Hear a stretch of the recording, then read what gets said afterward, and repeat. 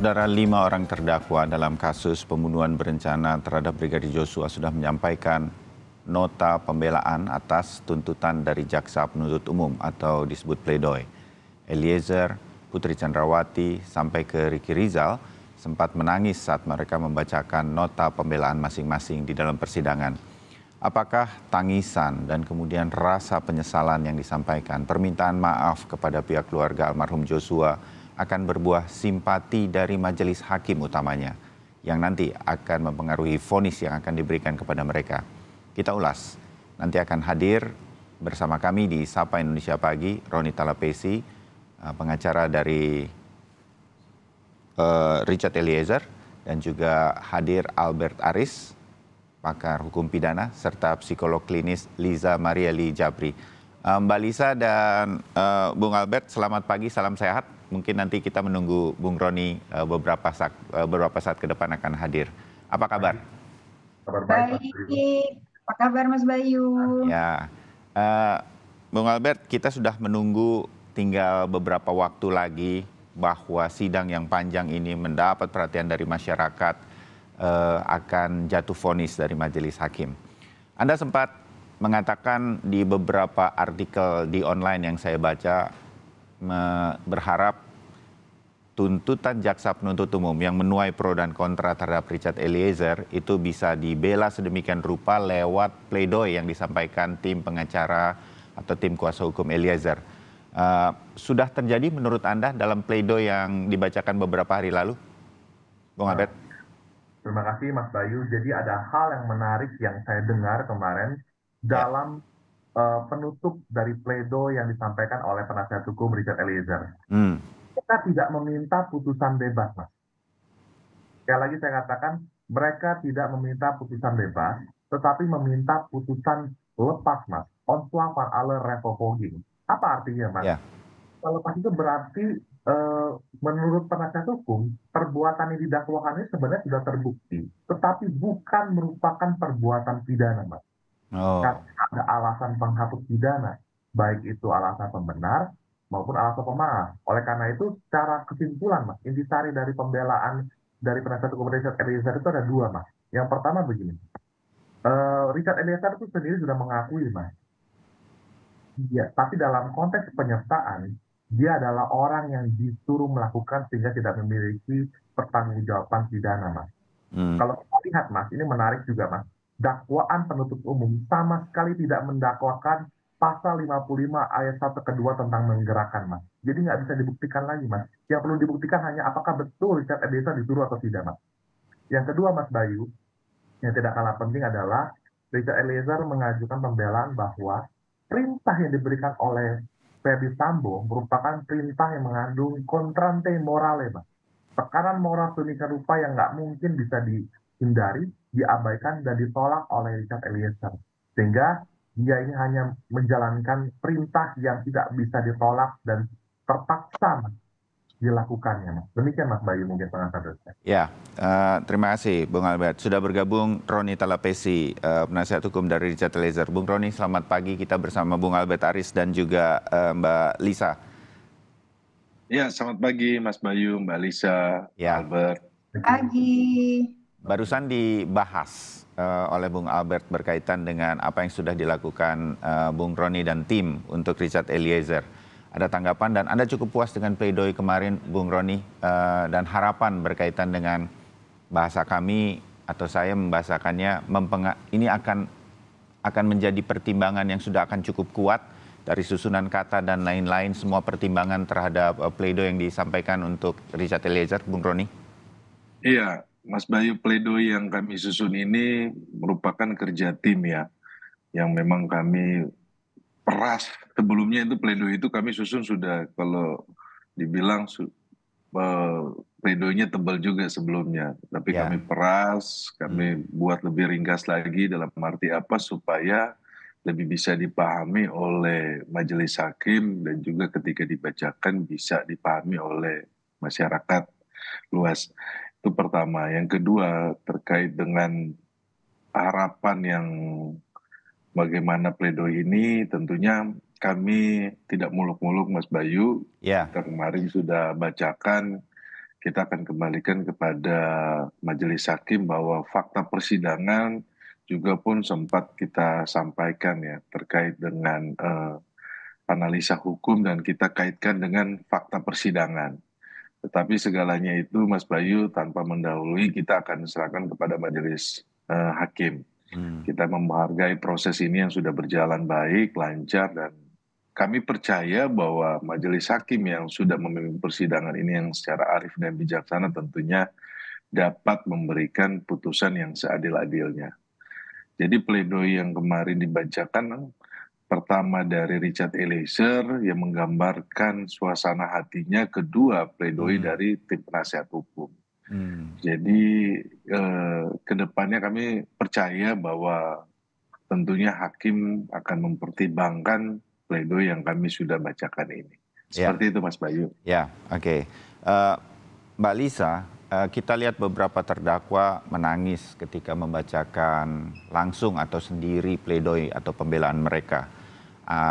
Paling tidak dari amatan yang saya lihat ada Richard Eliezer, juga Ricky Rizal juga sempat menangis selain Ibu Putri Chandrawati. Anda melihat dari sisi psikolog begitu, ini bisa mempengaruhi, hakim juga manusia begitu. Kita juga menyaksikannya sebagai penonton tentu melihat, walaupun ada sugesti, saya harus mengakui bahwa rasanya tanpa bermaksud untuk a priori terhadap para terdakwa satu dengan lainnya, mungkin karena kita merasa ada rasa kejujuran di dalam setiap keterangan di dalam persidangan untuk Richard Eliezer, saya merasa ada lebih simpati kepada Richard Eliezer dibanding terdakwa lain. Tapi Anda melihatnya seperti apa? Pengaruh-pengaruh seperti ini akan terasa seperti apa kepada setiap orang, termasuk hakim? Mbak Lisa. Ya. Kalau berbicara dari sudut pandang psikologi, emosi yang paling aman, jadi emosi itu ragamnya itu banyak sekali Mas Bayu, di spektrum. Tapi dua emosi yang paling aman dan paling sering kita perlihatkan itu adalah marah dan sedih. Kenapa? Karena kalau marah itu terkesan memberikan power buat kita, kalau sedih itu terkesan memberikan simpati buat kita. Jadi memang wajar saja dalam kondisi seperti saat ini mereka menggunakan sedih tersebut. Cuman kita harus pahami di psikologi, konstruk psikologi itu ada juga yang namanya energi. Ya, energi bagaimana kita menangkap seperti yang tadi Mas Bayu katakan, kok kayaknya ada lebih simpati untuk Richard Eliezer. Karena itu ada energi-energi yang tidak bisa berbohong. Seperti misalnya, nah ini contoh nyata sekali, kita pasti pernah pada satu saat beberapa kali dalam hidup kita ketemu orang pertama kali, baru benar-benar ketemu, belum pernah kenal, belum tahu dia siapa, tapi bisa langsung suka atau bisa langsung tidak suka. Kan gitu Mas Bayu, pernah pasti ya kita semua. Nah, ini membuktikan secara psikologi ada energi yang tertransfer. Nah, apalagi kemudian persidangan ini sudah cukup berjalan sudah cukup lama ya. Kita melihat ada konsistensi dari Richard Eliezer. Jadi kita semakin percaya akan energi yang sebelumnya. Jadi di awal sekali itu ada energi kejujuran yang kita tangkap. Dan kemudian kita makin merasakan itu ketika semua cerita dia, semua paparan penjelasan itu selalu konsisten dari awal sampai dengan akhir. Nah, itu makin memperkuat rasa empati yang kita Richard Eliezer. Jadi memang demikian, kita wajar sekali dalam kehidupan sosial kita menggunakan emosi tersebut pada saat berinteraksi. Tapi bagaimana energi itu tertangkap oleh yang melihat, mendengar, merasakan, nah itu bisa berbeda. Tergantung dari tentunya ketulusan dari dalam orang yang melakukan, memancarkan, menggunakan emosi tersebut. Oke. Mungkin kita serahkan itu kepada masing-masing orang yang mengikuti jalannya sidang, termasuk majelis hakim berarti. Tapi benar, ada rasa-rasa transfer energi itu, terjelaskan oleh Mbak Lisa. Saya balik ke Bang Roni. Bang Roni, tadi diangkat sedikit oleh Bung Albert. Di bagian akhir pledoi, penasihat hukum Eliezer tidak meminta untuk bebas.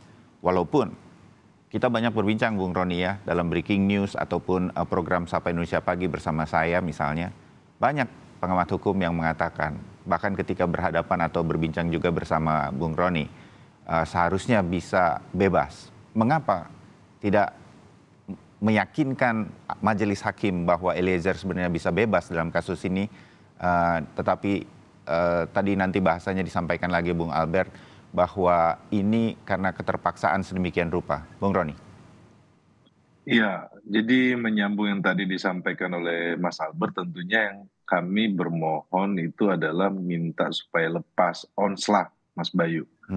Jadi bukan bebas karena apa, dari awal ini kan fakta persidangan Richard Eliezer sudah mengakui perbuatannya, dan dia kooperatif, membantu proses persidangan, membantu juga jaksa penuntut umum dalam hal pembuktian ya. Jadi dalam proses ini Mas Bayu perbuatannya diakui, tetapi yang kita lihat di sini ada alasan penghapus pidana. Karena alasan penghapus pidana ini yang kita pakai ini kan pasal 51 ayat 1, kemudian yang menarik Mas Bayu bahwa di dalam proses persidangan ini ahli pidana dari jaksa penuntut umum mengungkapkan ada daya paksa atau overma. Itu coba kita elaborasikan di dalam pledoi kita kemarin. Jadi ini adalah bentuk pembelaan yang berdasarkan fakta-fakta persidangan itu yang terjadi, yang terungkap di persidangan Richard Eliezer. Jadi gambarannya kurang lebih seperti itu, Mas Bayu. Adalah alasan penghapus pidana. Nah, kemudian kalau terkait perintah yang terjadi perdebatan ini kan, perintah ini sah atau tidak sah. Nah, menurut Richard Eliezer, berdasarkan fakta persidangan, dia beranggapan bahwa ini adalah perintah yang sah. Kenapa Mas Albert? Bahwa background dia selaku BRIMOB, di mana paramiliter, kemudian dia ditugaskan, ada surat tugasnya, dia melihat bahwa perintah yang diberikan oleh Verdi Sambo itu adalah sah. Kenapa? Karena tugasnya adalah selain driver adalah menjaga keluarga dari Verdi Sambo, menjaga Verdi Sambo dan menjaga keluarga Verdi Sambo. Itu yang pertama. Yang kedua, di dalam fakta persidangan ke tanggal 8, ketika Verdi Sambo memerintah itu dalam keadaan emosional marah, dia memakai uniform lengkap. Gitu. Jadi dia memakai pakaian dinas lengkap gitu loh. Jadi Richard Eliezer ini melihat bahwa itu adalah perintah yang sah. Nah, ini yang menjadi perdebatan Mas Bayu kemarin coba kita sampaikan di pledoi kami. Dari sisi aspek dari Richard Eliezer. Seperti itu Mas Bayu. Ya, makin jelas betulnya apa yang kemudian disampaikan dan mudah-mudahan ini menjadi semua menjadi pertimbangan. Bung Albert, pledoi itu akan sangat menjadi pertimbangan dari majelis hakim. Koreksi saya kalau nanti kemudian persisnya seperti apa pledoi ini kemudian di dalam persidangan. Pentingnya pledoi yang kemarin sudah disampaikan oleh penasihat hukum para terdakwa termasuk Richard Eliezer. Mengapa kita sedikit fokus pada Richard Eliezer? Karena selain para pengamat juga ada masyarakat yang datang langsung, kita sebut saja semacam fans dari Richard Eliezer, tetapi ketika tuntutan terhadap Richard Eliezer dibacakan oleh jaksa penuntut umum 12 tahun, lebih tinggi dari terdakwa yang lain kecuali Verdi Sambo, ini kemudian menuai pro dan kontra dari banyak pihak. Netizen di media sosial juga membacanya.